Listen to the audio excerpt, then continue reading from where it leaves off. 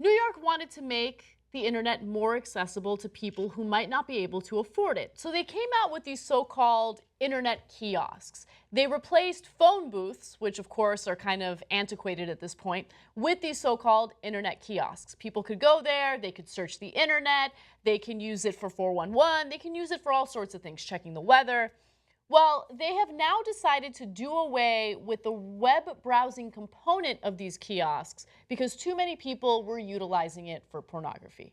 Of course they were. They were also spending a little too much time at the kiosks, so people were concerned about loitering. Well, they were very excited at the kiosks, very excited, very excited. Then all of a sudden they would lose their excitement completely and then they would go away. So, according to Mashable... And they were being a little too loud. A lot of this was overheard. Ew. Ew. Okay. Anyway, they promised Wi-Fi spanning a 150-foot radius, free domestic calls, 2 USB charging ports, a 911 button, and a tablet for accessing the internet, and were designed to replace old-school phone booths. Well, now they won't have the internet option, okay? The kiosks have been so popular with loiterers and the lascivious that their operator, LinkNYC network, has said it's shutting off web browsing on its built-in tablets.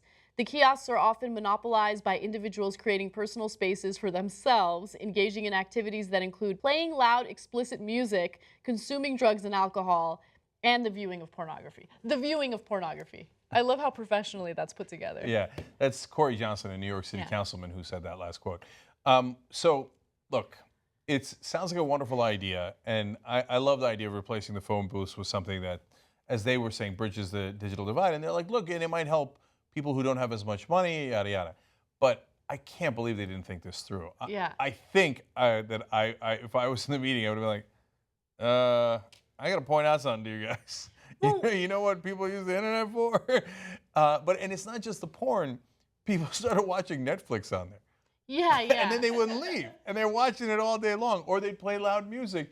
And people are like, we got to go to bed. Okay, New York's loud enough. Loud music is a problem. Netflix, okay, so if you're poor, you don't get access to Netflix? No, but it's a different thing when people are camping outside of your house all watching Netflix. I don't know. I know, but it's New York. People are camping outside of your house anyway. Well, that's fair. You see what I'm saying? Like, I get it. The loitering is troublesome. But you're in the big city. There's people outside your door constantly, right? The porn is a problem, but aren't there blockers? Can't they find a way of blocking the porn sites? Yeah, you know, I've seen that happen before, and I imagine that there are ways around that. But usually 9 out of 10 guys won't be able to figure that out in the middle of New York City. Mm-hmm. So I'd try that first because, yeah, I mean, look, it is a great idea. It would be nice if people could, but like if you're in a jam, you could plug your phone in and get it charged. Yeah. You know, certainly the 911 is helpful. You can make free phone calls from it. That's wonderful, and you might want to look something up. But I actually think the larger problem, even if you had the porn blocker and even if nobody put in their Netflix, somebody needs a Netflix code, right? Mm-hmm. So, and one guy didn't do it for the whole neighborhood, whatever it is, like you get past all those problems. I still think it's a bad idea because it's going to lead to fights. Because at some point somebody's going to say, hey, I want to watch my movie. Somebody's going to say, I want to watch my porn. I want whatever. And then people are going to start to fight. Yeah. You see what I'm saying? It's like you put anything free out there. If you put a stack of $100 bills. I'd fight for that. Yeah, people are going to fight for it. Do you see what I'm saying? I do. There needs to be a smarter way of providing internet access to people who might not be able to afford it. Maybe this isn't the right way. So bless our hearts for a bold, interesting idea. Didn't quite go in the right direction. I hope that they reformulate it and come up with something else.